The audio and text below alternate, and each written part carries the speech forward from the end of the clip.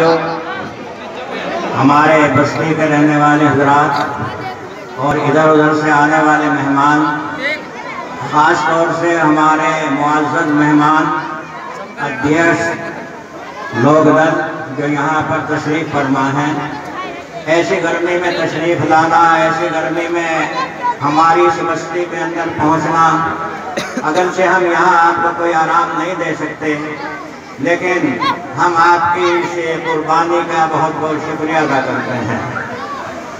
भाइयों, हमारा ये मुल्क जिसकी आज़ादी के लिए हमारे बड़ों ने कुर्बानी दी, और कुर्बानी देने वालों में कोई एक ज़ात, एक बिराद या एक मजहब के आदमी नहीं थे, बल्कि सभी हजरात ने मिलजुल करके इस मुल्क को आज़ाद कराया। आज़ाद कराने के लिए कुर्बानी दी। वो कौन सा मुल्क था जिसका सपना, जिसका ख्वाब उन लोगों ने देखा था? आज तक हम अपने उस मुल्क को उसी रफ्तार के ऊपर, उसी चाल के ऊपर देखते रहे, लेकिन अचानक इस मुल्क के अंदर तब्दीली आई, रद्द-ओ-बदल आई, और हाल यहाँ तक आया कि हमें ये नज़र आने लगा कि हमारे बड़ों की खिदमतें, हमारे बड़ों की कुर्बानियाँ शायद रद्द कर दी गई, शायद बेकार कर दी गई। ये मुल्क वो मुल्क था जहाँ बड़े प्यार मोहब्बत के साथ सब लोग जिंदगी गुजारते थे। ये मुल्क वो मुल्क था जहाँ हर पेशे का आदमी रहता था और रहेगा। अगर इस मुल्क के अंदर कुछ ही लोग रहें और कुछ लोग न रहें या उनके हक छीन लिए जाएं, तो ये समझ लीजिए कि ये मुल्क के लिए, हमारे मुल्क के लिए बर्बादी है। आप देख रहे हैं कि इस जमाने के अंदर जमहूरियत, लोकतंत्र को बिल्कुल खत्म किया जा रहा है, जिसकी बहुत सारी मिसालें हमारे सामने आ चुकी हैं।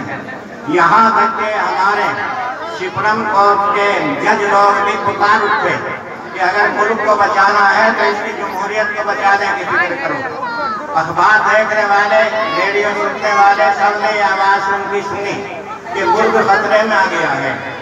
आज हमारे वो हजरात, हमारे पार्टियों के वो लीडर, हमारे पार्टियों के वो जिम्मेदार जो सर जोड़ करके बैठे हैं, हाँ वो हमारे लोकदल के अध्यक्ष चौधरी अजीत सिंह हो, या मायावती जी हो, या अखिलेश हो, या कांग्रेस हो, इन्होंने बहुत अच्छा वो कदम उठाया।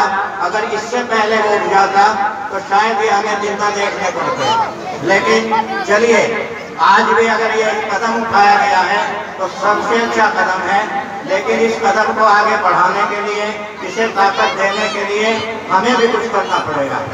हमें इनका साथ देना होगा। इस इलेक्शन को आप इलेक्शन न समझें, बल्कि ये तो एक सेकुलर और एक लोकतंत्र को बचाने के लिए कदम बढ़ाना है।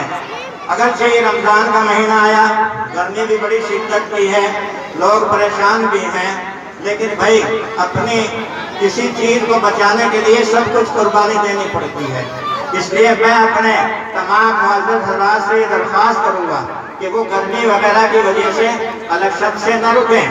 कोशिश ये करो कि हमारा अगर 100% नहीं तो 80% हमारा वोट पड़ जाए। आप देख रहे हैं कि इस जमाने में किस तरीके से जमहूरियत को खत्म किया जा रहा है। इसकी मिसाल अभी कर्नाटक में आई कि जबरदस्ती जीती हुई पार्टी को पीछे धकेला गया।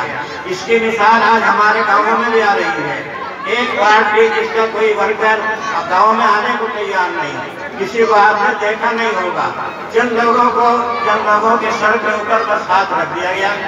अब ये कहो कि जैसे पहले जमाने में मुखिया चुन लिए जाया करते थे, नवाब लोग चुन लिए जाया करते थे, आज 70 साल के बाद आप लोगों को उसी हाल के ऊपर लाना चाहते हैं। गोया के 2 आदमियों को ठेकेदार बनाया जाता है। आप अगर काम लेकर के जाएंगे तो उनकी तस्दीक के बगैर कोई काम नहीं होगा, उनके बगैर आपको कोई सर्टिफिकेट नहीं मिलेगा। तो सोचो कि ये मुल्क आपका किधर जा रहा है। भाई किसी बातों में आने की जरूरत नहीं।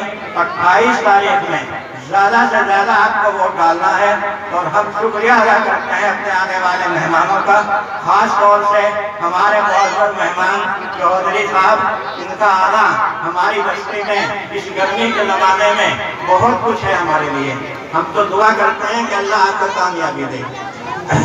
अस्सलाम वालेकुम।